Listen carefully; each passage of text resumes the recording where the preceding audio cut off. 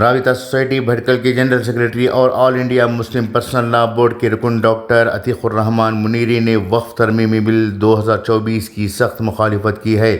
Media سے بات کرتے ہوئے ڈاکٹر منیری نے کہا کہ ملک بھر کے بیشتر علماء کرام اور روحانی رہنماؤں نے اس بل کو مکمل طور پر مسترد کر دیا ہے۔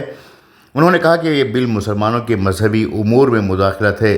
مزید انہوں نے کہا کہ اس بل کے پاس ہونے کے بعد مسلم طبقے میں شدید غم و غصہ پایا جا رہا ہے اور ملک کے مختلف حصوں سے اس کے خلاف احتجاج ہو رہا ہے۔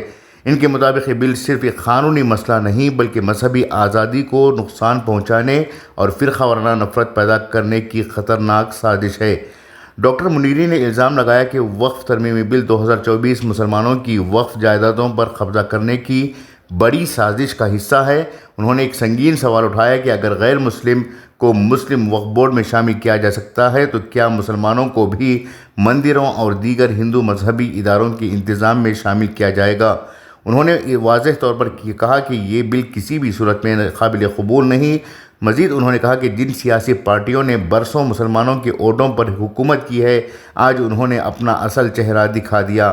انہوں نے مسلم برادری کو مشورہ دیا کہ وہ ایسی سیاسی جماعتوں کو پہچانیں اور ان کے اصل ارادوں کو سمجھیں۔ ڈاکٹر منیری نے کہا کہ مسلمانوں سے ہمدردی کے نام پر لایا گیا یہ قانون دراصل نقصان دہ اور ناقابل قبول ہے۔ افسوس کی بات ہے کہ حکومت نے آل انڈیا مسلم پرسنل لا بورڈ اور دیگر مسلم تنظیموں کی تشویشات کو مکمل طور پر نظر انداز کر دیا ہے۔ انہوں نے حکومت پر تنقید کرتے ہوئے کہا کہ اپوزیشن جماعتوں اور سول سوسائٹیوں کی آواز کو نہ سننا ایک آمرانہ رویہ ہے جو جمہوری ملک بھارت میں قابل قبول نہیں۔ آل انڈیا مسلم پرسنل لا بورڈ نے بھی وقف ترمیمی بل 2024 کی سخت مخالفت کرتے ہوئے حکومت کے رویے کو قابل افسوس قرار دیا ہے۔ بورڈ کے جنرل سیکریٹری نے اپنے سرکاری بیان میں اعلان کیا کہ بہت جلد اس بل کے خلاف ملک گیر احتجاج کیا جائے گا اور قانونی کارروائی کی جائے گی۔ ڈاکٹر عتیق الرحمان منیری نے دو ٹوک الفاظ میں کہا کہ وقف ترمیمی بل 2024 بھارت کے مسلمانوں کی مذہبی خود مختاری کے لیے ایک براہ راست خطرہ ہے۔ آل انڈیا مسلم پرسنل لا بورڈ کی قیادت میں ہم ان کی رہنمائی کو فوقیت دیتے ہیں اور مکمل حمایت کا اعلان کرتے ہیں۔ جب تک ہمارے آئین اور قانونی حقوق بحال نہیں ہوتے، ہم شریعت میں کسی قسم کی مداخلت برداشت نہیں کریں گے۔